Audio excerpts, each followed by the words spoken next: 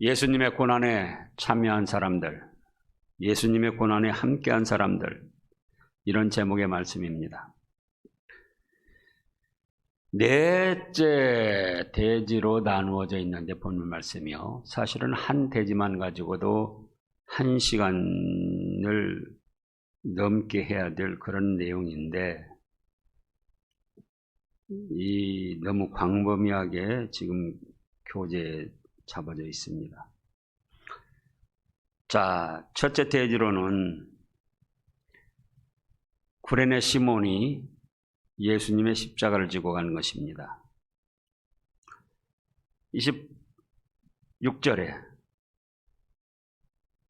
대제사장들의 병정, 로마 병정들이 예수님을 끌고 갑니다. 근데 그 전에 보면은 밤새도록 신문을 당하시고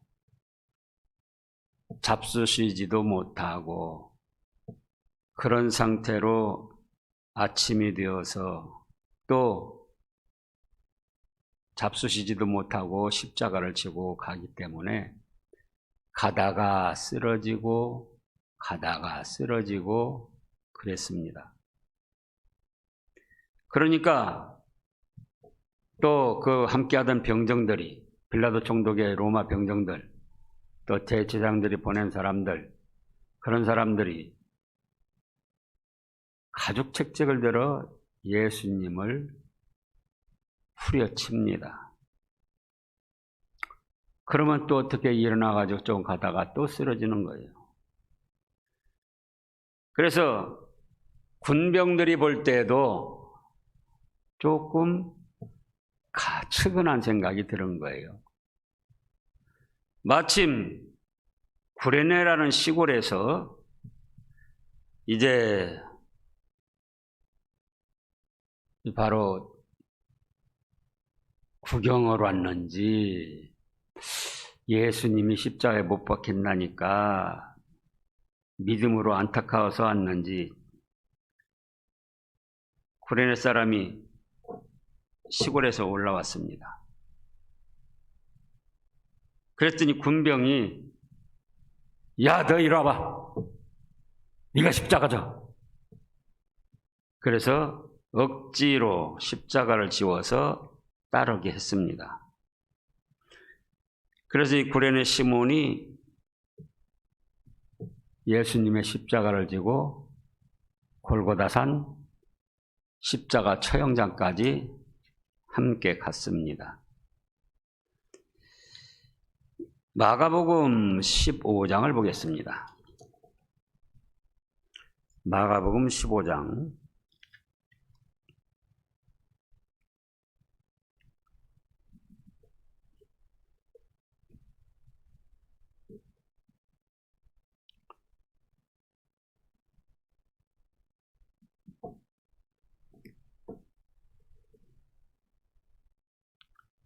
21절 말씀입니다. 21절 마침 알렉산더와 루포 아비지인 구레네 사람 시몬이 시골로부터 와서 지나가는데 그들이 그를 억지로 같이 가게 하여 예수의 십자가를 지우고 예수를 끌고 골고다라 하는 곳에 이르러. 이 억지로라는 말을 우리가 잘 이해를 해야 됩니다. 구레네 사람 시몬이 억지로 졌다는 것이 아니고 군병들이 강압적으로 억지로 지웠다는 거예요. 그럼 구레네 사람 이 시몬은 하여간 어째서 이 자리에 참여했는지 정확히 밝혀지지는 않았지만은 예수님의 그 안타까운 현장을 보고 내가라도 저 십자가를 좀 짊어질 수 없을까 그런 생각을 한 거예요. 군병들은 가죽 책책을 휘둘르죠. 옷도 찢기고 살이 찢겨서 피가 나오죠. 그래 쓰러졌다가 다시 일어나서 겨우 치고 가다가 또 쓰러지죠. 그러니까는 정상적인 사람이라면은 그런 광경을 보고 측은히 여길 수밖에 없어요. 안타까울 수밖에 없어요. 참 안타깝다. 내가라도 좀 저렇게 할까. 그런데 선뜻 나설 수가 없습니다. 빌라도 총독의 병정들, 대지상들의 종들 함께하고 있기 때문에 또 수많은 사람들이 무시무시하게 지금 끌고 가는 거 아닙니까? 근데 마침 병정들이 너 이리 와봐.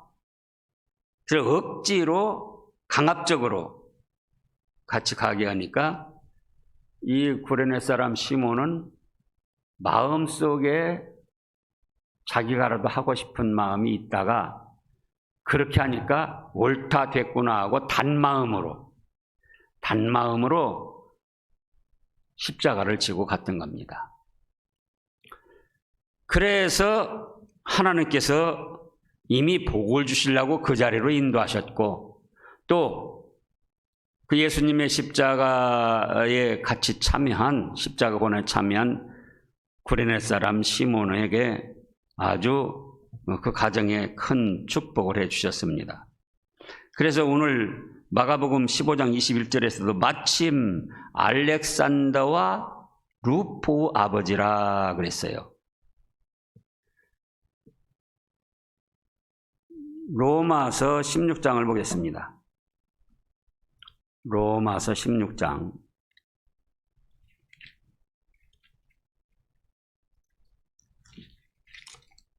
13절 말씀부터 보면은 주 안에서 택하심을 입은 루포와 그의 어머니에게 문안하라.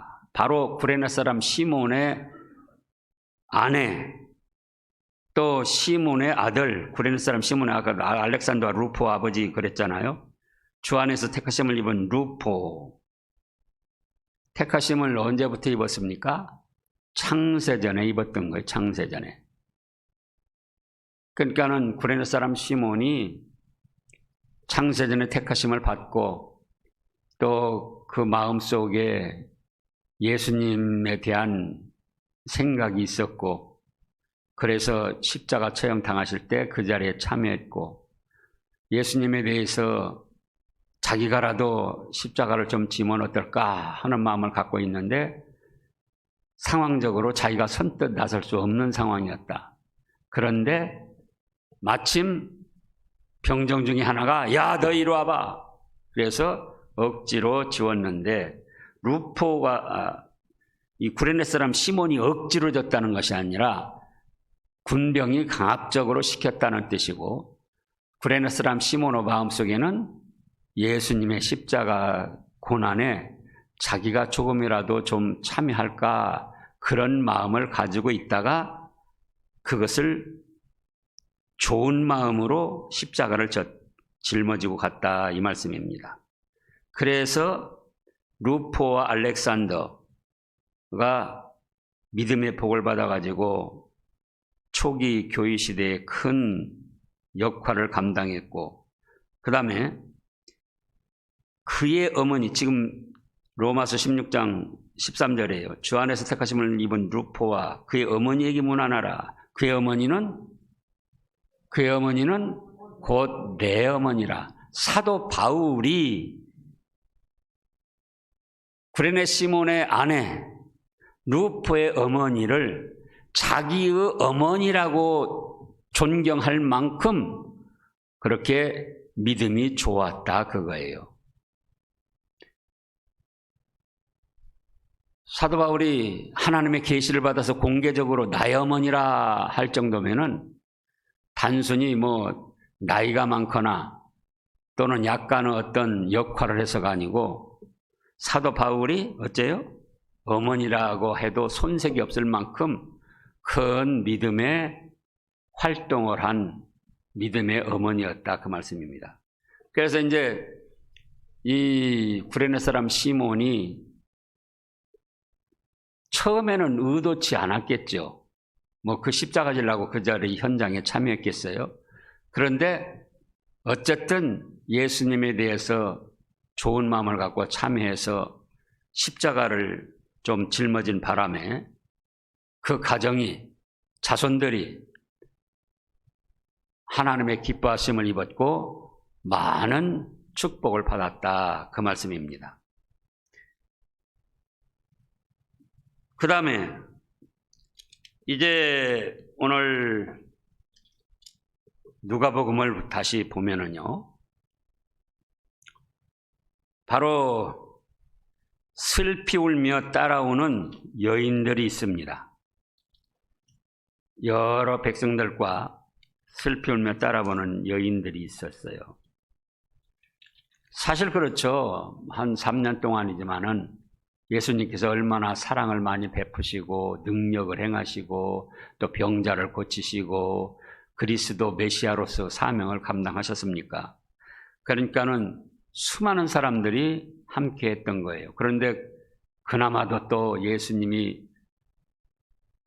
빌라도 총독 병정들과 헤로드 왕의 그 사람들과 또 대제사장들, 유대인들, 장로들 이런 사람들의 이제 종들에게 잡혀서 십자가 처형을 당한다고 하니까 너무도 안타까웠죠. 그래서 지금 오늘 본문에도 많은 사람들이 따랐어요. 27절에 또 백성과 및 그를 위하여 가슴을 치며 슬피 우는 여자의 큰 무리가 따라오는지라. 예수님께서 뭐라고 하십니까? 28절에 돌이켜 그들을 향하여 이르시되 예루살렘의 딸들아, 나를 위하여 울지 말고 너희와 너희 자녀들을 위하여 울라, 이렇게 말씀하셨습니다. 누구를 위하여 울지 말고요? 나를 위하여 울지 말고 너희와 너희 자녀들을 위하여 울라. 보라, 날이 이르면 사람이 말하기를 잉태하지 못하는 이와 해산하지 못하는 배와 먹이지 못하는 젖이 복이 있다 하리라. 그때 사람이 산들을 대하여 유리 위에 무너지라 하며 작은 산들을 대하여 우리를 덮으라 하리라. 푸른 나무에도 이같이 하거든 마른 나무에는 어떻게 되리요 하시니라. 그래서 자신께서 십자가도 제대로 못 짊어지고 쓰러지고 가죽 채찍에 맞아 옷도 터지고 살도 터지고 피가 나고 그런 광경을 볼 때 제자들이나 예수님을 따르던 사람들이 얼마나 여기 말씀대로 슬프겠어요. 그래서는 슬퍼서 우는 거예요. 또 한편으로는 불쌍해서 우는 겁니다. 아니 33살 그 젊은 나이에 저렇게 고통을 당하면서 모욕을 당하면서 죽음을 위하여 골고다산을 향해 갈 때에 불쌍하고 안타까운 거예요. 또 한편으로는 허무해서 울기도 했습니다. 우리가 하나님의 아들이라고 하면서 지금까지 3년 동안 따랐는데 결국은 저렇게 비참하게 죽고 마는가? 허무했던 거예요. 도대체 우리가 뭐 때문에 3년 동안 그렇게 따라다니며 배웠는가? 여기 이 사람들뿐만 아니라 제자들 중에도 그렇게 해서 다 도망간 거 아닙니까? 그러잖아요. 하나님의 아들이라고 하면서 얼마나 많은 능력도 행하고 바다 위도 걷고 또 죽었던 나사로도 살리고 보리떡 5개 물고기 2마리로 5,000명을 먹이고 12바가지를 거두고 수많은 능력을 행하셨는데 결국은 저렇게 어이없이 비참하게 로마 군병들, 빌라도 총독 군병들, 대제사장들 군병들 그런 사람들에게 잡혀가지고 저렇게 죽어간단 말이냐. 제자들은 어떻게 생각했었죠? 예수님을 통하여 하나님의 나라가 이루어져서 로마가 망하고 이스라엘 나라가 강하게 세워질 줄 알았습니다. 그때 당시로. 근데 도대체 뭐란 말인가?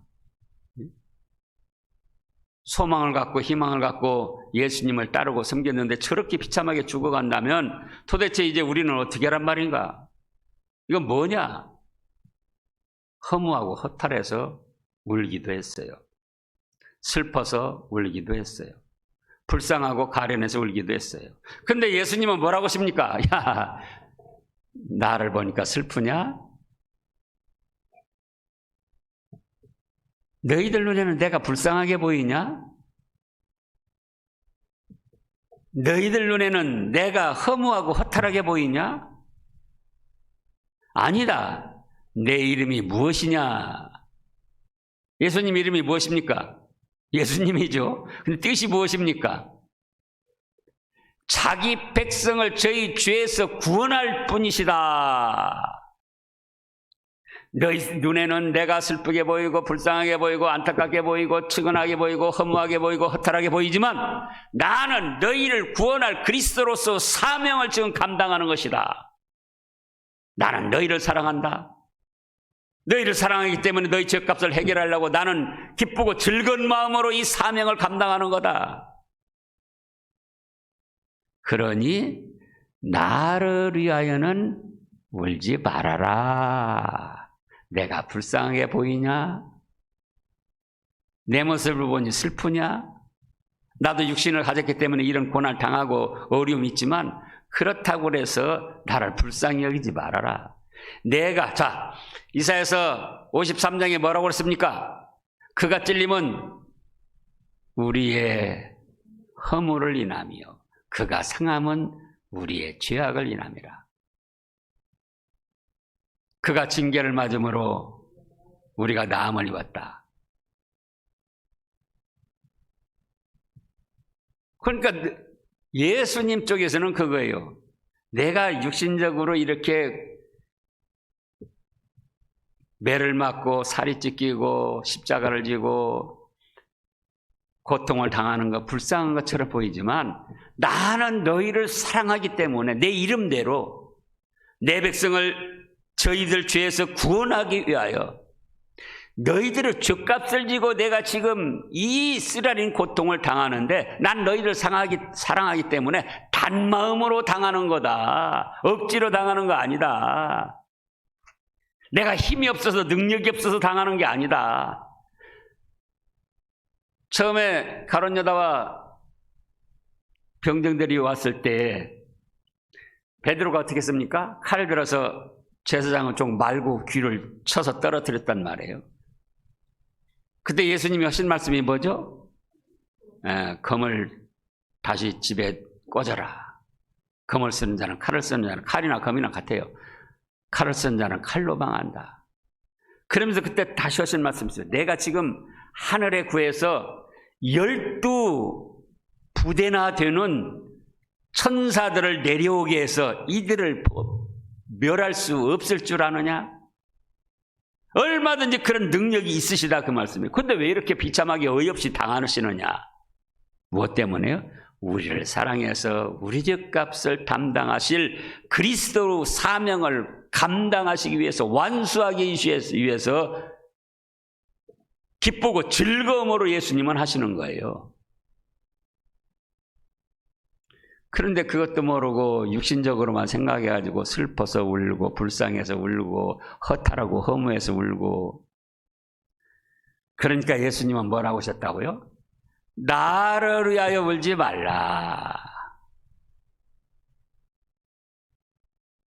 너희와 너희 자녀들을 위하여 울어라. 왜냐? 내가 이렇게 너희가 생각할 때 비참한 죽음을 당하는 것은 너희들의 죄값을 담당해서 구원시키고자 하는데, 만약에 너희와 너희 자손들 중에 믿지 않는 사람이 있다면 어떻게 되겠느냐? 헐헐 타오르는 지옥 불바다 형벌을 받을 텐데 그걸 위하여 울어라. 믿음을 위하여 울어라는 거예요. 구원을 위하여 울어라는 거예요.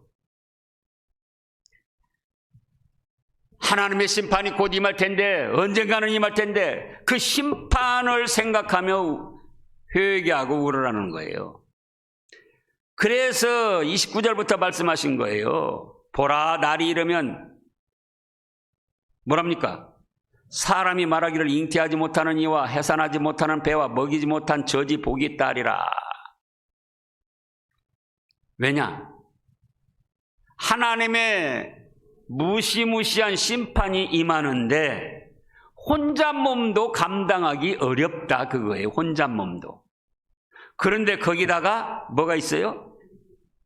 잉태를 했다. 배가 불러. 보통 우리 생활, 좋은 생활에서도 잉태하면 어렵잖아요, 생활이. 얼마나 어렵습니까? 뱃속에다가 생명 하나를 지니고 있으니. 그래, 잉태하지 못하느니, 해산하지 못한 배, 이제 또 해산해가지고는 아이가 딸려면은 그게 얼마나 하나님의 심판이 올 때에 더 고통스럽고 어렵겠느냐, 그거예요. 혼자 몸도 감당하기 어려운데, 그래서 하나님의 심판이 임할 텐데 혼자 몸도 감당하기 어려운데 잉태를 하고 또 해산을 하고 젖 먹이는 아이가 있을 때 얼마나 처참하고 어렵겠느냐. 그래서 차라리 혼자 몸으로 있는 게 오히려 복이 있다, 그런 말씀을 하신 거예요. 그리고 그때 사람이 산들을 대하여 우리 위에 무너지라 하며, 왜 산들을 향하여 우리 위에 무너지라 그러죠? 하나님이 내리신 최후 환난 심판이 얼마나 무시무시한지 그걸 감당하기가 너무도 고통스럽고 고통스러운 거예요. 십자가 처형 당하는 것보다 더 고통스러운 거예요. 그러니까 사람들 마음에 차라리 그냥 산이 무너져가지고 한꺼번에 단번에 죽었으면 좋겠다, 이런 비참한 고통 안 당하고, 그런 사람들이 생겨난다는 거예요. 또 작은 산들에 대해서도 금당산아, 차라리 나 그냥 단번에 덮쳐가지고 나를 숨을 끊어달라, 그렇게까지 할 정도로 하나님의 심판이 무섭게 임한다는 겁니다. 요한계시록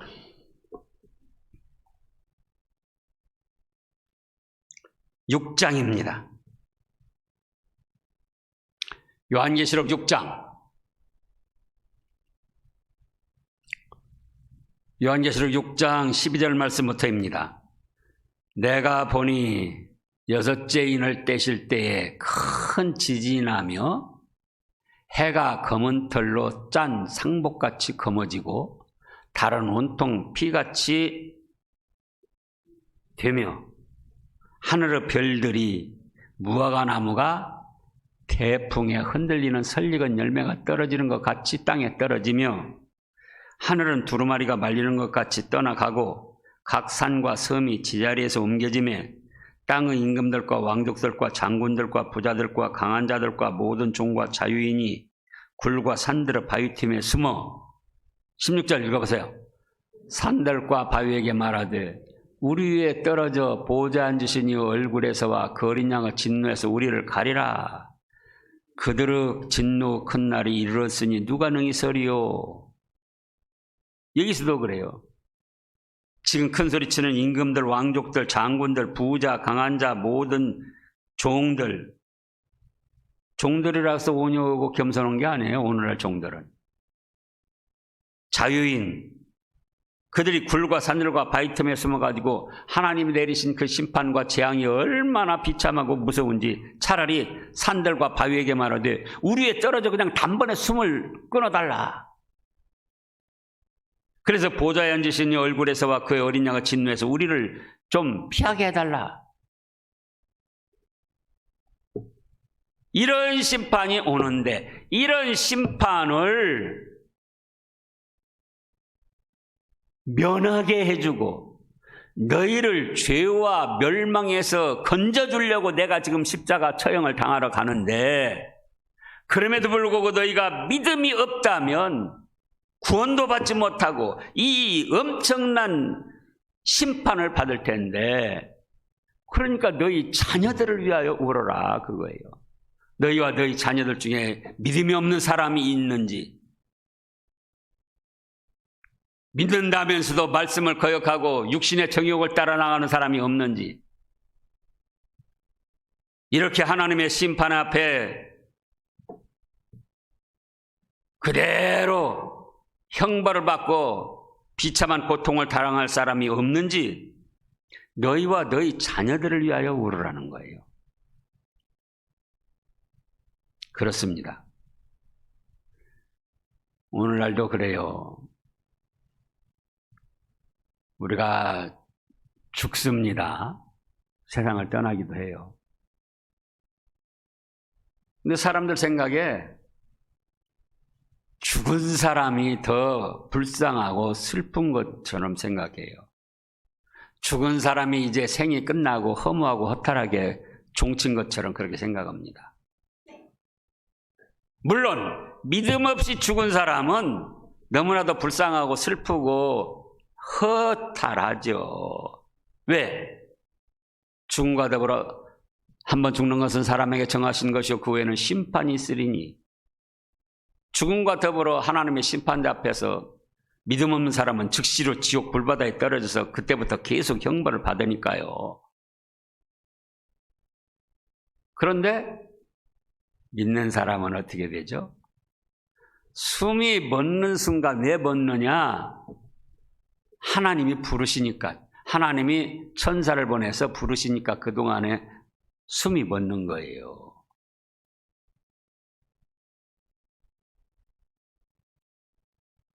그래가지고 천사들에게 받들려 천국으로 갑니다. 누가복음 16장에 있잖아요. 거지 나사로가 죽어가지고 즉시로 천사들에게 받들려 천국으로 들어갔잖아요. 그렇기 때문에 믿음이 없이 누가 죽는다면 불쌍하고 슬프고 가련한 일이지만, 믿음이 있는 가족이나 이웃들이 죽었을 때는 슬퍼하고 불쌍히 여기고 허무하고 허탈하게 생각하면 안 돼요. 그건 믿음이 아닌 거예요. 믿음의 우리 가족 수고하고 묵은지 벗어놓고 천국 가서 편히 쉬라고 하나님께서 부르셨구나. 하나님 감사합니다. 내 남편, 내 아내, 내 부모, 내 자식들 이 세상보다 10,000,000배, 10,000,000배나 더 좋은 천국에서 복락을 누리도록 불러주셔서 감사합니다. 이것이 참 믿음이에요. 그러니까 언젠가도 소개했습니다마는 그 최건능 목사님이라고, 그분이 예수천당으로 교회를 75개쯤 개척한 분인데 아들이 안타깝게 먼저 죽었어요. 아들이. 참으로 능력 있게 쓰임받은 목사이지만 아들이 먼저 죽기도 하더라. 그래서 사람들은 슬프고 그래가지고는 이제 상해 나가는데 막 안타까워하는 거예요. 근데 그 목사님이 어째요? 상해 뒤에 따라가면서 춤을 덩실덩실 추는 거예요. 덩실덩실. 아이고 목사님, 오늘이라도 좀 계시지. 이게 무슨 일입니까? 하이야, 이 사람들아. 하나님께서 내 아들을 천국으로 불러 올려주셨는데, 이 세상보다 얼마나 몇천만 배나 좋은 천국으로 불러 올려주셨는데, 오늘 내가 기뻐서 춤을 춰야지 슬퍼하면 되겠는가? 참 믿음이었어요. 그러니까 하나님께서 능력으로 역사를 하셨고, 그래서 여기서도 본문에서도 마찬가지예요. 예수님이 가죽책증 맞고 살이 터지고 옷이 찢겨지고 쓰러지고 십자가도 제대로 못 지고, 그러니까는 지금 많은 사람들이 막 슬프고 불쌍하고 허무하고 허탈하고 우는 거예요. 그러나 예수님은 뭐라고 하신다고요? 오늘날도 마찬가지예요. 너희와 너희 자녀들을 위하여 울어라. 내가 이렇게까지 해서 너희를 사랑하고 죄와 멸망에서 구원하고자 하는데 너희 자녀들 중에 너희 손자들 중에 믿지 않는 자가 있으면은 결국은 이런 무시무시한 심판을 받고 형벌을 받을 수밖에 없는데 그걸 생각하지 않고 내가 불쌍하게 여겨지냐? 그거예요. 그래서 다음 주 고난 주간에도 마찬가지입니다. 우리가 예수님의 우리 죗값을 대신하신 고난을 당하시는데 참여를 하는데 그 예수님보다도 우리와 우리의 자녀들 중에 믿음이 없이 나가는 사람들을 위해서 기도하며 고난을 당해야지 돼요. 그들을 믿음의 길로 인도하고 구원의 길로 인도하고 하나님의 은혜를 받을 길로 인도하는 그걸 제대로 못해가지고 슬퍼하며 안타까워하며 고난 주간을 보내야 됩니다. 그럴 때 주님께서 은혜를 베풀어 주십니다. 기도하겠습니다. 주님 감사합니다. 그렇습니다. 사람들이 보기에는 실패한 것 같고 불쌍하고 슬프고 참으로 허탈하고 허무했지만 주님께서는 나를 위하여 울지 말고 너희와 너희 자녀들을 위하여 울라 하셨습니다. 내가 이렇게 가죽잭증 맞고 살이 터져 피가 나고 힘도 쓰지 못하고 쓰러지니 내가 불쌍하게 여겨지냐? 내가 이대로 끝날 것처럼 허무하고 허탈하게 여겨지냐? 아니다.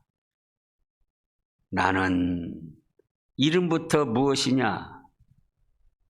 내 백성을 저희들 죄에서 구원하려고 여기 오지 아니했냐? 지금 바로 나는 그래서 그리스도로서 메시아서 사명을 감당하기 위해서 이 길을 기쁘고 즐겁게 걸어가는 것이다. 그러니 나를 위하여 울지 말고 너희와 너희 자녀들을 위하여 울라 하셨습니다. 오늘날도 고난 주간을 맞이해요.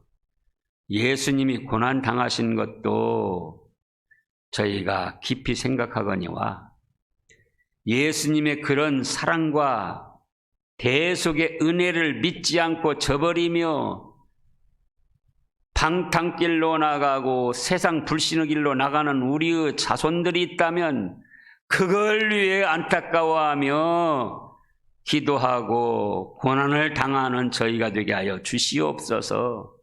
그리하여 근본 기회에 한 가족이라도 믿음의 길로 인도하고 구원의 길로 인도하고 예수님의 은혜 가운데로 인도하는 저희가 되게 하여 주시옵소서.